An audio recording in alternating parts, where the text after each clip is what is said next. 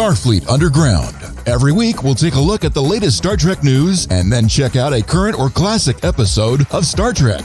Dal's plan pays off. Rok-Tahk engineers while Jankom holds the door. Murf is cute. Zero gets naked. Gwyn gets flashed. The Diviner gets what's coming to him. Drednok has cat scratch fever. Janeway was acting all along. And the Caitian saves the day. Where you stopped at, you're not a Methuselah. Just, you come in here with that spotlight and blind me and say that I'm going to be mad? Come on, Dots. What the hell? No, now I can't see the... Is the light on? Because now I'm blinded. Stop looking in the mirror. Stop. You looked at the wrong light. Oh, is it... Okay, I'm assuming it's on. Hello, crew, can you hear me? Everyone be quiet. Just don't. Dang it, Heather, you spoiled it. Oh, shoot, sorry. You know, just be careful. If you see the dots, just look away because now they think they're zero and they like put this bright ass spotlight and talking about, don't look at us. We're going to make you mad. I'm sorry. I had one of those new indicator beacons, the fresh ones that actually work with LEDs instead. And they're like super efficient and hella bright. But I had to sit on the shelf and I guess one of the dots found it. I can't have those lights anywhere near my lab because the Tribbles go crazy. It's craziness because they come in and they act like they're flashing because they like, I don't know how they put on this cosplay thing that made them look like the character. And then they pull it off and then the strobe light, the flashlight thing goes off and I'm blinded. I mean, now everything is purpley and I can barely see. There's like big dots in front of me. Oh, Dot. Oh, that's funny. Dots gave me dots. You know what's cool about the big flashy lights is we found this sound effect last week. Yeah, that's exactly that's the flashy thingy. That's exactly what. Wait. Except you can't remember what just happened. Did you flashy thing me? What? No, I would never in my life would I ever flashy thing you, sir. You have one of... Oh, hey, what's that? It's a neuralizer. It's a silver dildo. You want to see it? It's a silver dildo. You know, Patrick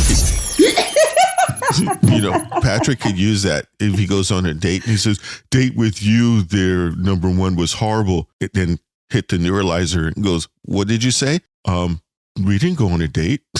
We didn't? Oh, okay. How did the programming for the EPH went? Fine. When he says one word like that, you know that means something more. Oh, yeah. It was an extended meeting. So did he get all of the right things? Is your fourth point in contact clean? Did you put in bonus code, sir? No. Oh, wow. I didn't need to. He was perfect the way he was. Wow. Ooh. Wow. It's a hologram, you know. It's code. Patrick, calm down. It's all zeros and ones. Calm down. Okay, now I see the light. Oh my God, we've been broadcasting this entire time. Oops. Okay, yeah, we're going to have to see if we could recall that transmission. I don't think we can because the signal goes somewhere and Mr. Universe is everywhere. All right. Are no Schwarzeneggers here? No, Mr. Universe. He killed me with the sword, Mal. How fucked up is that? All right, let's get started here. Thanks, everybody, for joining us for another episode of Starfleet Underground, where the entire crew is excited to talk to you about the season break two-parter today from Prodigy. It was really cool and filled with Easter eggs. My name is Captain Nathan Adams. If you don't know that by now, that means you're a new person. And if you still don't know that by now and you're under the age of 18, leave us now. You need to go because Chief found a neuralizer and he'll make you forget this whole thing. So thank you. I have on here, of course, my extremely valuable science officer. Hi, I'm Heather Ferris. I'm the science officer and also the babysitter of Dots, which, no, you can't strip. You are made of metal. You are taking yourself apart. Jesus. They're pulling a zero. They're trying. Rocky, can you come over here and put the dots back together? They're stripping. I'll bring my screwdriver. Thank you. And I'll get some tools for the dots, too. Thank you. Oh, my goodness. Okay. I also have our extremely intelligent and efficient computer person here, my number one. Hi, I'm Patrick. I'm number one. I'm the computer guy, and I am the foreign species liaison. And What's up? I also have our wonderful engineer. What's up? Who also carries his tools with him all the time. However, he does have one singular trivia fact, if you know. If he ever forgets his pants, you can still find out where he goes because he leaves a kind of like a trail behind him because a member of his just drags along the ground if he doesn't pick it up and toss it over his shoulder. I'll let you figure out what that is. The winner of our O'Brien Award. The corridors are looking extra shiny this morning. Yes, they are. Okay. Sorry, guys. I found that boing sound effect. I'm having way too much fun with that. Hi, everybody. I'm Rocky. I'm the engineer of the show and the ship. And just a lovely day on the starship today. Outstanding. Is it, though? Is it? Well, I mean, we've had worse, but, we've had better. I can't tell. I'm blinded by the light. I warned you about the light. I told you they're just... wait, hold on. Computer lock cabin door. All right, because I heard him rolling down the corridor, floating down the corridor. I wasn't going to have him blind me again. I'm like, this is not a Manfred Mann song, so... Blinded by the light. Oh, sorry. This show is being brought to you by our wonderful Patreon users as well as Section 31. So thank you, everybody, for help keeping us flying. So we're still flying, which is good. Let me see here. I wonder, did we have a flawless episode last one there? Number one? Let me take a gander. It said space. Looks like it. All's clear.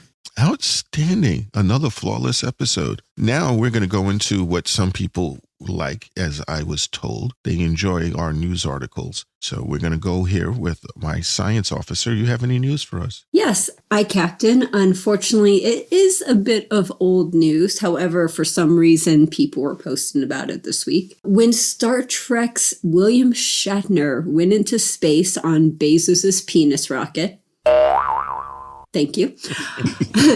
He likened humans destroying the Earth to shitting in bed. Oh, that sounds like a personal experience reference that he did. Is that why he had that on the brain? Yeah, probably. He woke up and says, oh my God, I shit the bed. I've shat the bed. Shatner. Shatner shat the bed. Shatner shat the hotel's bed. been shatted. Shat the bed. Oh, God. Oh. This whole conversation is shat. And they'd like, why did you shit the bed? And he's like, I wanted to go where no man has gone before. Oh. Boo. Okay, now that we've lost Shatner as a listener. Like we had him to begin with, please. Hey, he was leaving us voicemails and messages, Yes. so you know. Especially he was all on liking Heather, so that is funny. What about you there, Pat? What do you got for us? So 2 weeks ago, Paramount Plus announced the new season and release dates for all 5 of the current Star Trek series. Woohoo! But on the 1st of February, they also announced that they're expecting even more Star Trek to come, and that, yes, Section 31 is still in development. So there will be more news on that coming soon. Woo. That's pretty cool. Giorgio. I like that Paramount's been putting all this news out. It's been radio silent a little bit too long for a long time, and it's nice to hear things other than rumors. Not Radio Goo, Radio Gaga. The rumor people have just been horrible the last couple of years. It's like nice to hear them preemptively strike against these idiots. I heard a rumor. What? Anyway. How do rumors get started? They're started by jealous people. Yeah, they are. Anyway, yeah. Okay. that goes to you, Chief. What do you got for my us? turn, my news. Okay, so I was specking out this article in TrekMovie.com. They've got a 5-page preview of Star Trek Mirror War #4. It's going to be available February 2nd, which may have, well, that was Groundhog Day. Oh my God, it's already been available. It's available again. It's like a new day. This is really cool. I don't know if you guys have been following the Star Trek Next Generation series in the Mirror Universe on the comic side of things, but this one really caught my eye. This is really cool. It starts off, at least the preview starts off with Picard driving around in a 1973 style car chase, and Mirror Picard, of course, looks a certain way. He's like super ripped, but in the simulation, he's wearing sunglasses and has a super dope 70s style mustache going. And apparently the safety is my God. Yeah, totally. Oh, jeez. Yeah.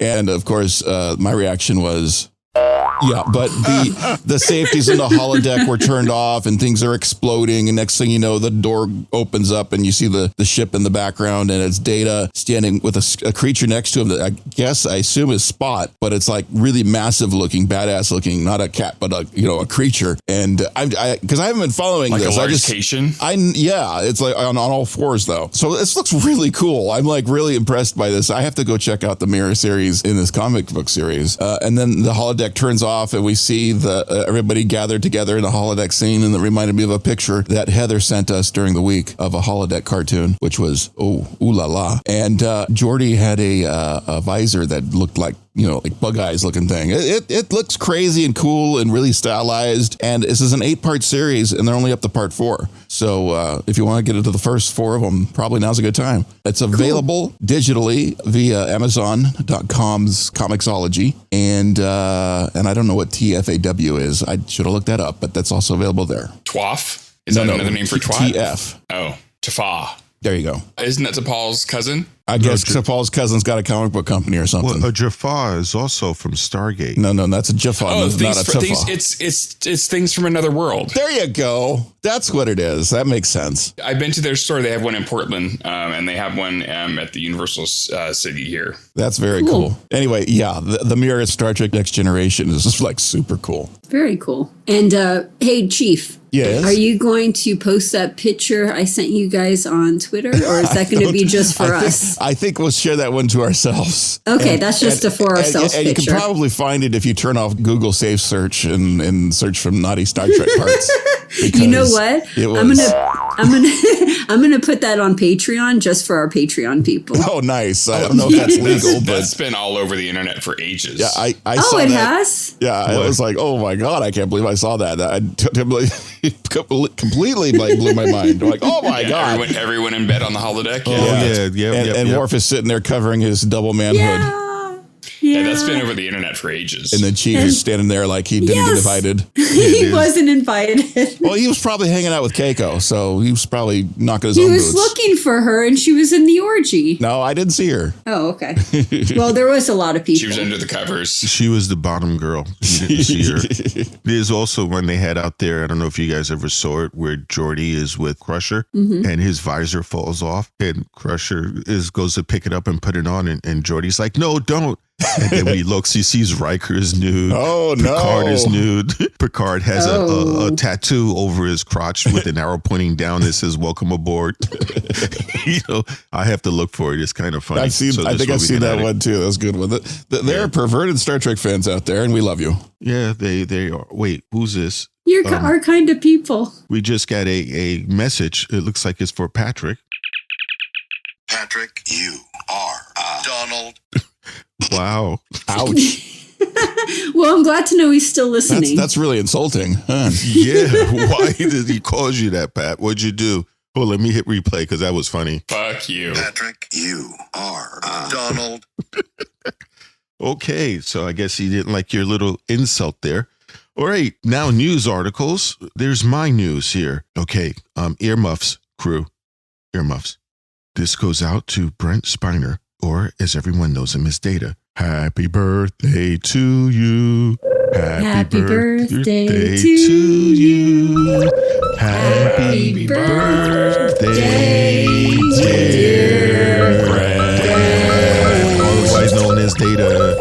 Happy birthday to update your calendar to let you know it says multiple nerds having nerd hard-ons. Nerdgasms. Nerdgasm. Thank you. His birthday was on February 2nd. If you want to know when he was born, I can give you a little bit of history. He was born in Houston, Texas, back in 1949. He's a son of Jewish parents who owned a furniture store. When he was only 10 months old, his father, unfortunately, died of kidney failure. But he had a stepfather named Mintz and adopted Brent, and he took the last name in 55, reclaiming his father's biological surname 20 years later. So the world is a better place within him with all the multiple characters he played with such a range of emotion, from Data to Lore to Soon, and also his YouTube thing, Fresh Hell. So the crew wishes you a very happy birthday. Which is what we're in every time we see you. Say again? What was that? What? You heard me. No, I didn't. That's why I said what? You heard me. I'm going to attach that file from Shatner to your You heard me. Oh, please.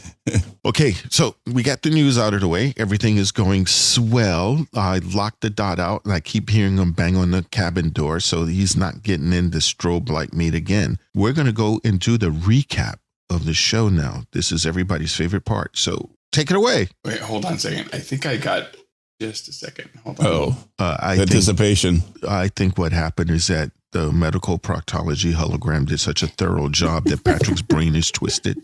Okay, I'm ready. Okay. See, that's what you said when you were over there programming it. All right, next. Go for it. Yes. Anyway, this is Star Trek Prodigy Season 1, Episode 10, A Moral Star Part 2, which aired on February 3rd, 2022. Act 1, The Lament of Tars Lamora. Smart as a rock. The unwanted caused Drednok to lose his mind. On the protostar, there's no sign of the protocore. Gwyn attacks the diviner, leaving them alone. He turns the heirloom against her. The diviner returns to Tars Lamora and reactivates the Watchers. The crew is trying to get everyone aboard the Rev 12. Everyone can suddenly understand each other. What's going on? Zero Murf, Rok, Jankom, and that's not Zero and Murf, that's Zero Murf, Rok and Jankom, found the engine room toasted with a nice blackberry jam. No, wait a minute. No, not that kind of toasted. Okay, the Watchers wake up. Jankom tells Rok to watch the door while he tries to fix the engine. Rok says she could do more than hold a door. Rok casually suggests, what if you interplex the plasma conduits, adjust for the input variances in the dilithium matrix, and siphon off the energy of the protocore to jumpstart it? What? It's the old swaparoo. Jankom takes the door and Rok fixes. Zero finds the Caitian, but a Watcher blasts it. Dal has an idea to make everyone's manacles into universal translators. The Watchers break into the engine room, and Jankom makes short work of them. Rok gets the engine up and running. The gravity shield is back in place. The protostar returned. Dum dum dum dum. Drednok transports into the engine room demanding the protocore. Rok and Jankom fight him, but then all the unwanted attack Drednok and tear him to pieces. The Caitian slashes his head off. The Universal Translators to the rescue. The diviner transported the protocore out of Murf. Ouch, that hurt. The crew has 10 minutes to fix this mess. There's no barrier we cannot overcome. They power up the Rev 12 and go after the protostar to save Gwyn. This actually was a pretty cool beginning. It was action-packed. Yeah, for the part 2, because you did see that Dal had actually really thought it through. And I was pleased with him. He took command. They were working as a team. And to turn all of the ankle bracelets into universal translators and the resulting conversations was quite entertaining. Oh, man, that was awesome. Those two dudes are like, hey, I know what you're saying now. I know what you... And they actually got a chance to introduce themselves. I'm like, hi, I'm Jord Splat. And the other guy's, I'm Troto. And I think Troto's got the cooler name. They were lovers. They were freaking lovers. They wanted to be. They hugged each other so hard. They're like all the feelings and all of the things I've ever wanted to say. And Dal's like, not now. He's like, dude, seriously, you got to get to the ship. Take a cold shower. You can hump later. Yeah, come on. Go. Get your groove on later. Let's go. Move. Oh, that was so funny. Reminds me of I know I haven't done one of these in a long time. There was a missionary person that went down to this island that reportedly didn't have anybody there. And when he meets him, the island chief points at his daughter and points at him and does the universal sign for, you got to pork my daughter. And the missionary's like, no, I'm a man of God. And then he makes the sign of porking his daughter again. And then he runs his finger across his throat, which means that if you don't do it, I'm going to kill you. So he decides to do it, and he's never done it before. And while he's doing it, she's screaming, bola, bola, bola, bola, bola, bola. And he's like, wow, I must be getting it really good. And so the next morning, the chief comes over and he says, would you like to play some golf with me? And he goes, you can speak English? He goes, but of course, we had a missionary here person last time, and he taught us all English. And he goes, oh, that sounds great. So they go out there to go golfing, and the chief hits an eagle, just a hole in one. So he's like, I want to compliment him. He's like, I know what I'm going to do. I'll just tell him what the daughter told me, since it was good. So he looks at the chief and he goes, bola, bola, bola. The chief looks confused and goes, what do you mean I got it in the wrong hole? Oh, man. I could see that one coming from last week. Yeah, I know. But it was because it was in context, the universal trace. You imagine the conversations. Lame. All this time. Our conversation was way better. I'm sorry. I know it was, but all this time I thought you said I was good. No. So that was funny. That was good. Universal translation is a wonderful thing. Yes, it is. But for some reason, it still doesn't work on Murf. Hey, Murf was really heavy into this show. I thought Murf made its star appearance during the entire show. It was really cute. It was. I'm glad that every single character was important. They all had their own. Yeah. For example, Rok. Rok's like, I could do more than hold the door. Yeah, hello. Yeah, Hodor, hold the door, hold the door. But she fixed that ship. Like she really got in there and fixed the ship. And Jankom's like, okay, you do it. Jankom's like, yeah, you want to do all that stuff? Okay. He's like, I'll hold the door. Oh no, this isn't as fun as I thought it was going to be. I love the way she explained it, though. I mean, she says a bunch of technobabble and then wraps it up with, oh, you just jump started.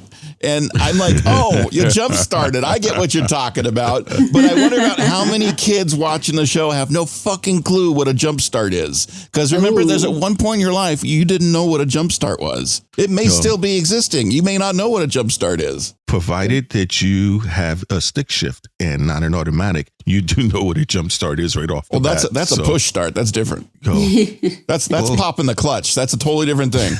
Jump starting is you hook two batteries, two cars together and get the other car to jump start it. Yeah. Well, you could always take Jankom's way of fixing an engine by just staring at it. Rok's like, I didn't know you could fix an engine by staring at it.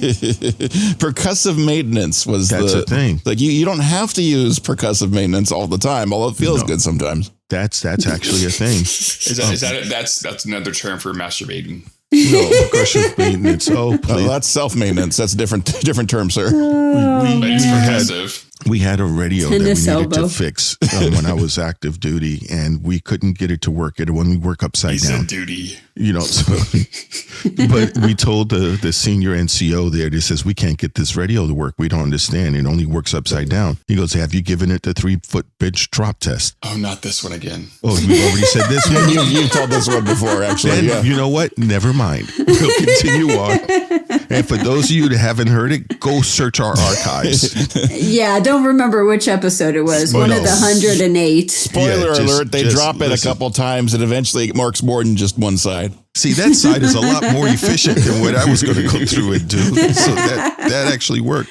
But what I liked is how Jankom didn't have an ego. Rok wanted to fix it. And again, because they're a team, he goes, okay, go ahead and do it. Well, that's because she dropped knowledge on him. I mean, he's like, oh, go ahead. You can get this done much faster than I can. A good engineer knows when the other engineers can take over. Smart as a rock. Yeah, but this time, that is a compliment when you're conferring to Rok-Tahk. So that was pretty good. But those things with the tentacle arms coming through, that was pretty scary. Yeah. I loved the shot where Jankom sliced that technical, like whoosh, he just whooshed it and took care of it. That was great. Oh, the tentacles? I'm thinking, block your holes. Seriously, he cut that off like somebody who indulged in a psychotic pot, but that's okay. Don't slice that. No, but it was pretty. It was a nice, like you said, Chief. It was a lot of action. And Jankom also had the good use again of that Expando Go-Go gadget hand that he has now. He's got the springy hand. Oh, that was cool. It's very cool. Nice. That was really nice. How about you, Pat? You've been awfully quiet. What did you think about this part? Yeah, you have, other than to correct me and insult me and hurt my feelings. Aw. I'm the one who gave the recap, you moron. I thought it was cool that the pussy kicked Drednok's ass. Oh, okay, the Caitian slices and dices. Yeah. That was funny. I'm so glad that we got the Caitian back. Me too. The whole week, the tweet was, about the Caitian, save the Caitian. But the Caitian saved us, actually. Yeah, Caitian kicks some ass. I thought that was super cool. It's like as seen on TV, Caitian, $29.99. It slices, dices, and She did not need saving. She was saving herself. It wasn't even a small-time minion. It wasn't like one of those robots. She kicked Drednok's ass. Like, he's one of the main freaking villains. Took his head clean off. Yep. Yeah, it tells you, just like a real cat. The cat will cuddle with you. Well, lots of men lose their head over pussy. Yeah. Oh. And there's the pussy joke of the day, ladies and gentlemen. You win. It just, and it's, Drednok probably told her a little off the top. Oh, God, that was bad. I know. Here, let me fix that, sir. I got a sound effect for that. Here, we took care of that. We don't even have to remember that joke ever. Wait, did we talk about this occasion? It's not Caitian, it's Caitian. Did we talk about, I do need a Caitian. Yes, we did talk about the pussy. Need to take a vacation. Oh, okay. I thought it was so interesting that the diviner controlled Gwyn's heirloom, the mind-melding metal heirloom that she was had. like, whoops. That was fucked up. It's like, don't you remember who gave that thing to you in the first place? And then he turns it against her and she's like, Homer Simpson. No! He's like, parental override. Yeah, and then he left Janeway to babysit. Yeah, now babysit, Janeway, goth Janeway. Yes, Captain. I tell you, man, holograms get no respect. No, except for the one Patrick programmed. It probably got a lot. Well, you guys respected him last week, so. He's got a point. He's got a point. Yeah, I can't believe Patrick came back to the ship just whistling zippity doo dah. So that was pretty cool. I am not racist. No. Oh God. Oh God. That whole thing was ruined by all of that. That's sad. It's such a great song though, zippity doo dah. Yeah, but it was I loved Brer Rare and Brer Rabbit growing up. Yeah, I had no idea. Nobody knew. did. Nobody knew. Racist it was. Nobody knew. You rewatch some cartoons from the past and go like, whoa, what the fuck? When you're a child, you don't exactly choose what your parents sit you down in front of. No, a lot of people aren't aware, unless you're old like me, that Tom and Jerry used to have a owner, was a big black woman that looked like cool. Ain't Your Mama. Oh. I ain't your mama. And she was on the show regularly. And they got rid of it. They also got rid of the one with where Daffy Duck and Bugs Bunny go to a cage that's guarded by a genie. Hassan Chop. They got rid of that. That one still exists. That was a good one. Yeah. I love that. And that was funny. And then they had the one where the Japanese, he played like he was Japanese when the plane that was crashing. Yeah, I remember that. Yeah, that was like, that was pretty bad. that was, if you got to be racially sensitive to appreciate cartoons nowadays. Hey, well, Bugs Bunny introduced the world to drag queens. I mean, he was the that's true. cross-dresser of the world. Had no idea, but Bugs was so good at that. And just the classic distraction technique of giving them a big fat kiss on the mouth when they're not expecting it. And that works so well in cartoons, not so much in real life. Well, that depends on where you are. No, not in real life. Not at all. No. Sexual harassment. Lawsuit. Yeah, I'm glad you guys remember that. So we should probably get back to Star Trek. Huh? Well, Yeah. I was really, the only part about the first section of this episode was Zero was de-armed. Yeah. But Yeah. That's like a double entendre, people. Yeah, that is. I like that Zero's like, didn't much use to me anyway. I mean, fuck that arm. Yeah, that was funny. It's like, I couldn't use it anyway. I don't have the parts to really fully use the grip. Okay, what's next there, number one? Okay, Act 2, Divine Lies, Civil War and Starfleet. There's a weapon in that nebula. Back on the Protostar, Holo Janeway answers only to Starfleet. Gwyn programmed her and she has mass. Janeway fights the diviner and rips one of his tubes. Our mission can save our people. You said our homeworld was destroyed. Solum is here, now, but not for long. I was sent back in time to save it. The Diviner shows Gwyn Solum and tells her it's because of Starfleet's first contact that their world tore itself apart. On the Rev 12, the team are trying to beam over, but the shields are still up. Aim at the emitters on the protostar, Dal says. 50 years after first contact, Solum destroyed itself. The Vau-N'Akat believed that they were the only ones in the universe. Starfleet lit a fire and left them to burn. Civil war erupted. Those who stood with Starfleet and those who wanted to preserve the Vau-N'Akat way of life. The protostar is a weapon to wipe out Starfleet. Dal beams over. This part here was, first off, I loved the look on the Diviner's face when Janeway turned back and had mass. Because when she popped him in the face, he was like, what the fuck? So that was pretty funny. And then she blinks away and then he turns around and she blinks right and slaps him again. I'm just, yep. That's awesome. That's like, if you are a hologram, you can do some pretty amazing shit. Oh, it was so much fun seeing Janeway kick ass. Yeah, it was. And she reached out and jerked the tube and it wasn't in a pleasant way. Oh, that was painful.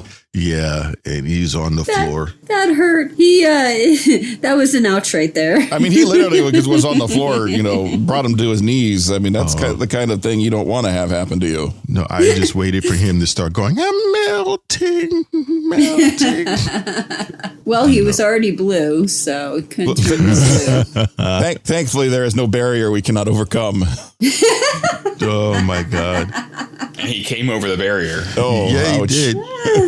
But while he was explaining about their homeworld, for a moment, it really looked like Gwyn was going to switch sides. Well, it was amazing what she was getting shown right there because, wait, you're telling me you built a time machine out of a DeLorean and we're back in time to save the... Oh, wait, no, that wasn't DeLorean. Okay.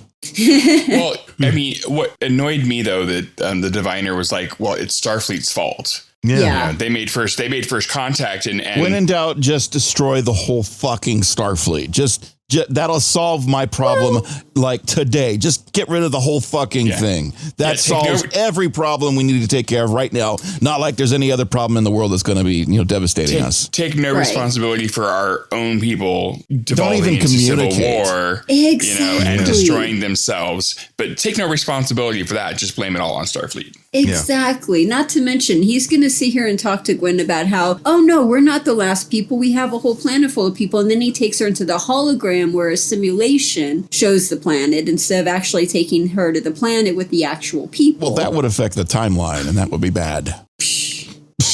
I don't know. It's crazy, isn't it?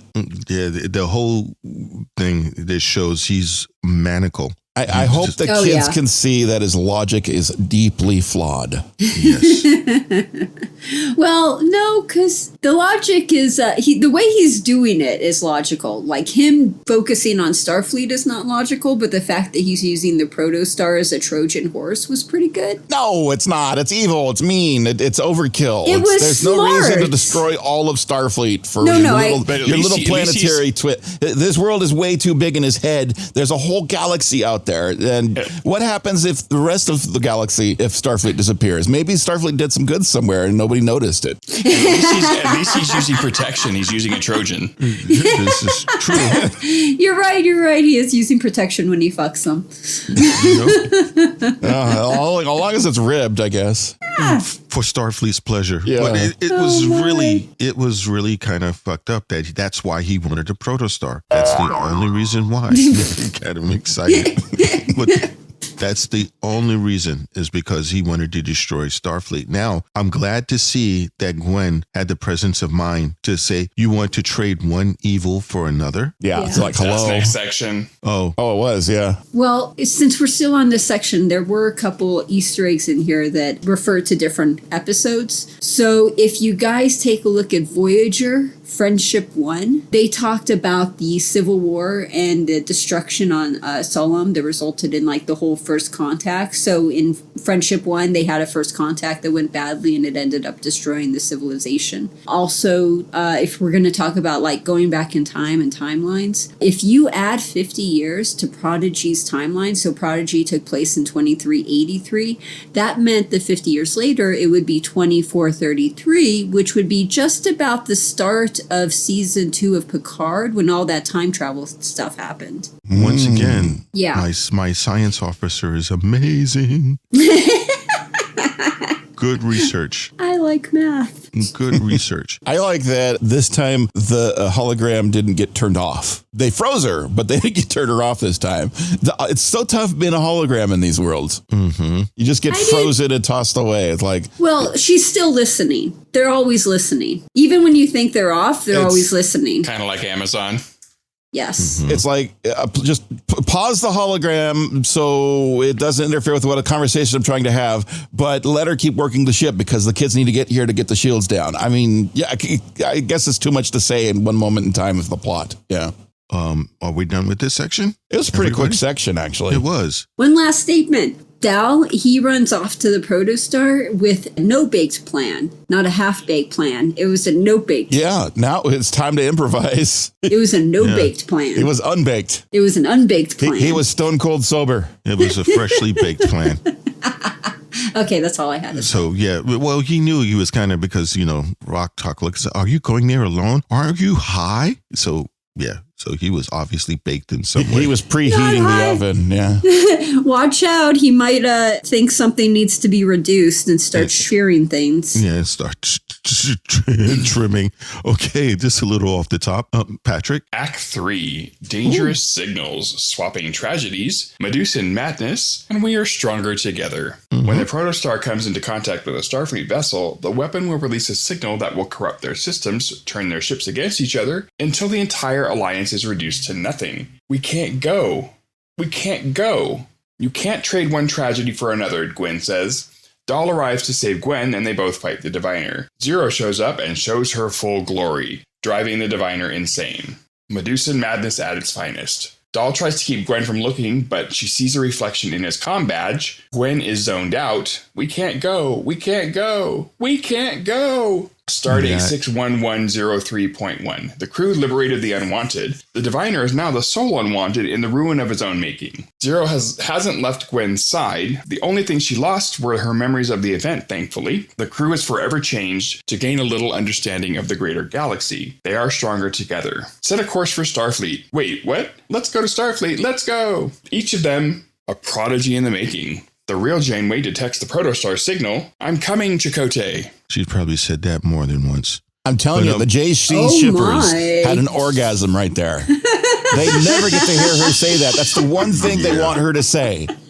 Oh, they're going to use that audio over and over again for something totally different. Yeah, it was an exciting part of it. And I got to admit, the Diviner, when Zero revealed herself, is much like most guys when they see a woman topless for the first time. They get, dumbfounded and stare, and their one word goes in their minds over and over. Boobies. It just turns them stupid. Yep. Speak for yourself. You were going to use the same word I was going to use, Patrick. I was going to use power in full glory. He was displaying his power in full glory. Yeah. He totally stripped. Yeah, very much so. It says, look at me, look at me. And he went nuts. And of course, Gwyn could not help it. She's like, there's a sparkly on that badge. Let me see what it, and that motion that Dal had when she fell to the ground, that was touching. Yeah. I mean, he was like, Gwyn, please, Gwyn. And she's like, don't go. See, this is a real big problem. If you have the shiny reflective surface, it's always better to get the matte finish. I just want to explain to people, especially with computer screens, the matte finish is the most important thing to get. You can't get that glossy. Well, especially if you've got a Medusan on your suit. Yes. Yes. I mean, if you want to see the killer sneak up behind you on your screen, yeah, go ahead, go for the glossy. But if you want to look at the image as you need to see it, yeah. And don't distract your friends with your extra shiny comm badge. That was especially when there's a naked Medusan running around. Exactly. Yes, I don't want to see that nudity. I'm really glad that they showed the Medusan like full power, because that right there is a weapon. So I'm glad they actually, and the way he did it, where he's like, you used me to hurt people. I'm never gonna do that again. I'm like, oh, I'm crying over here. Jesus. Yep. Says now I'm gonna hurt you. Was that too harsh? Yeah. It kind of feels like maybe it was a little bit too harsh, but no. The Diviner definitely got what was coming to him. He needed to turn into a drooling idiot. So yeah, he got what was coming to him. He got karma. Well, he was left half naked on the mining colony, so he got what was coming. I have a question for my science officer and my computer person here. Hi, Captain. Is there anything in Star Trek history saying that anyone's ever recovered from looking at a naked Medusa?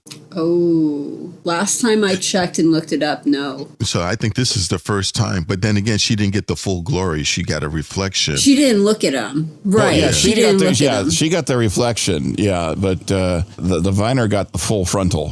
Pretty much.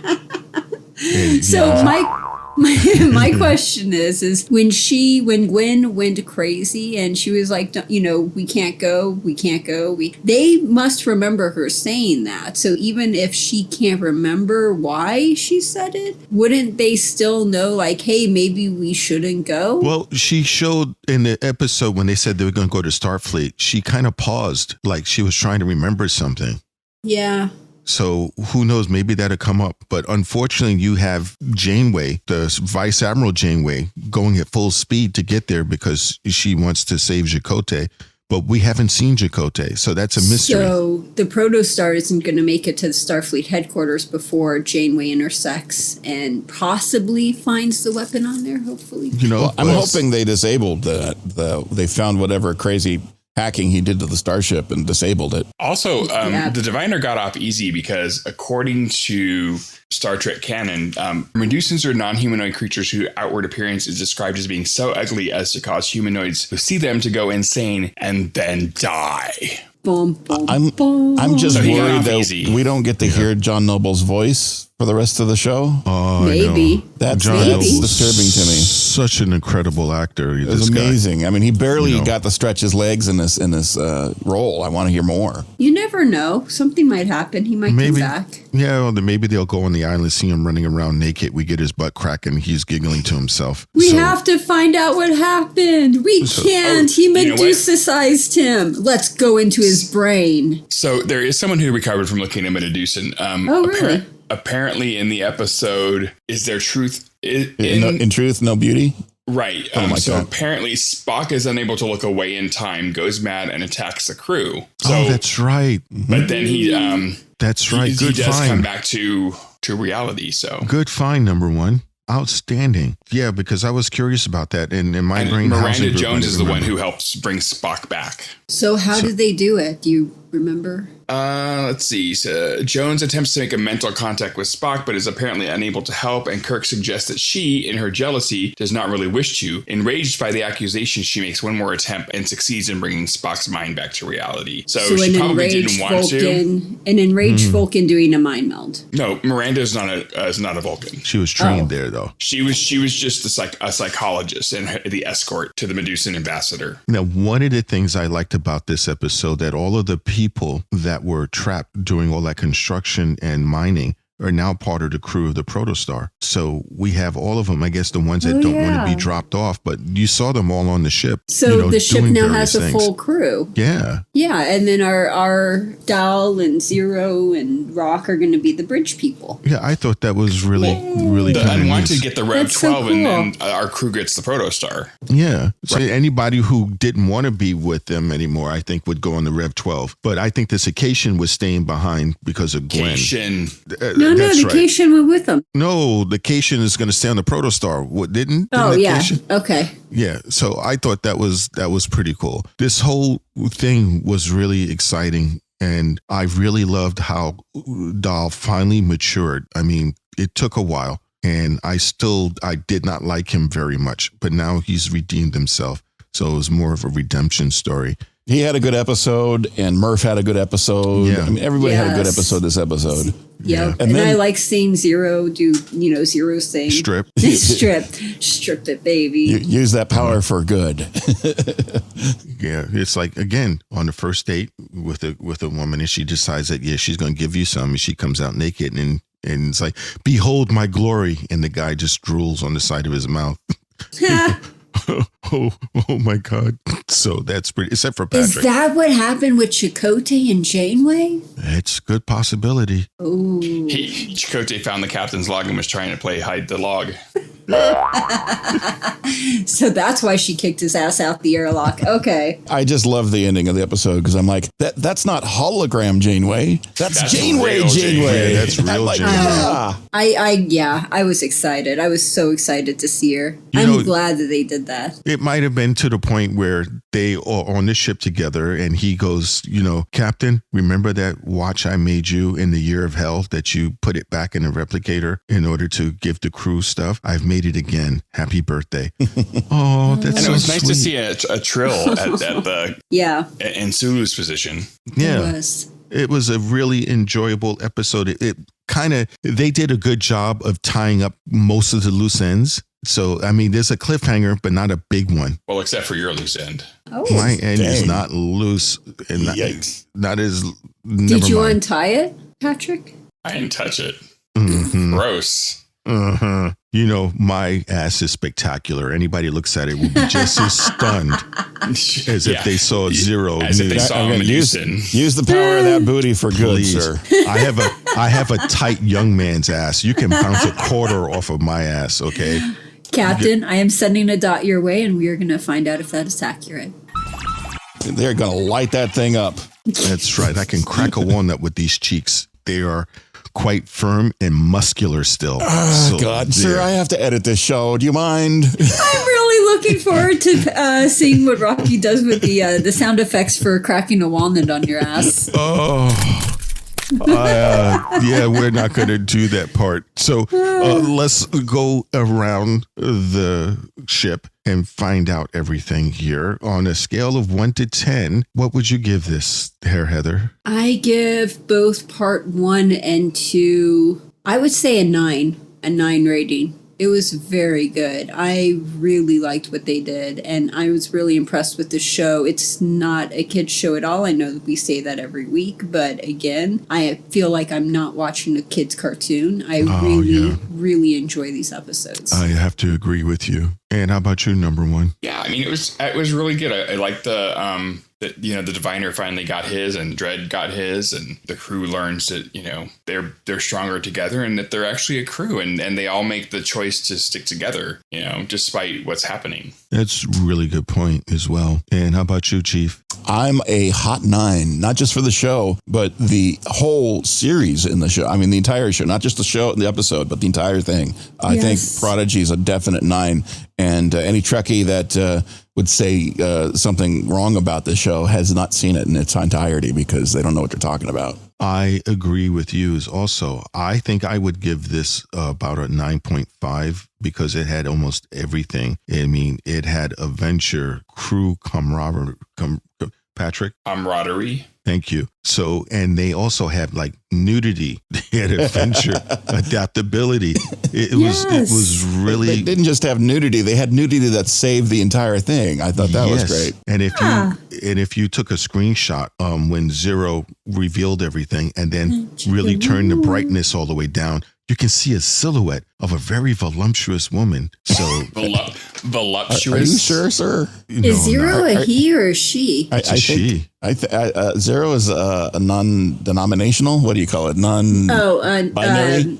Non-binary. Yeah. Well, the body was fantastic. So, are you sure you weren't seeing a reflection of yourself in the screen, sir? Well, I don't know. I just wanted to see how many listeners will actually try to screenshot that and see if I'm telling the truth or not. You watched the wrong show again, didn't you? What? I was watching Reacher, so... Captain, I told you the Pornhub Star Trek episodes are not real Star Trek episodes. They're not? It's not canon. It's parody. Oh, crap. No wonder they have strange non-Star Trek music every time someone walks into the room. I was wondering about that too. The ships all move when I walk into the room. They do too. And it's like the engineer walks in and goes, I need to connect my hardware into your software. Give me a port, bitch. Work it. And then she's like, begin to download. I need to recalibrate my cock matrix. There you go. Okay. Let me get back on target here. So thanks everyone for listening to the show. What we're going to be doing next week? Next week We are back on Star Trek Discovery, Season 4, Episode 8, which we do not have a name for yet. Woohoo! Outstanding. Now, Yes. if you remember, what was this cliffhanger for that? Do you remember? Your mom. No, she didn't have a cliffhanger. So nobody remembers. I haven't had time to rewatch it. I don't know. I'm really glad they do the recap before. Yeah, the recaps come in handy. I really like that. I mean, there's a giant thing that's going to destroy the universe, and Michael Burnham's going to destroy it. Didn't they go through a black hole? Why is it got to be black? I mean, there's singularities. They went through a white hole? And I just They remember went through a really, really tight hole. Oh, God. You have the asshole scientists right. left There with... were holes involved. Yeah, the asshole scientists left with with Book. Yeah, and they went to go do that nuclear bomb or whatever. to destroy it. Oh, that's it's the big. You can't destroy it. We have to figure out who's doing it and try to. And they want to do the first contact and they're like, no, blow it up, trust, kill, destroy, all that jazz. Yeah.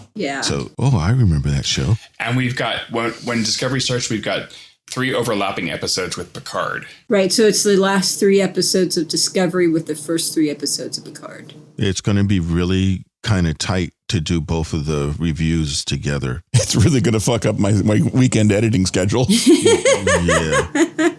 It's gonna be, you can always speed us up and make it sound like chipmunks. There you go. We'll just do really short walkthroughs of each one. We'll do like half an episode on one episode and half the episode on the other. So 30 minutes on one, 30 minutes on the other. It's like, Saru did this. Do you like it? Rocky, yes. Heather, no. That's okay, actually next funny. Subject. You should look into that. Why did the dot do this? Multiple Like choice speed questions. dating. It would be like speed dating, but with Star Trek.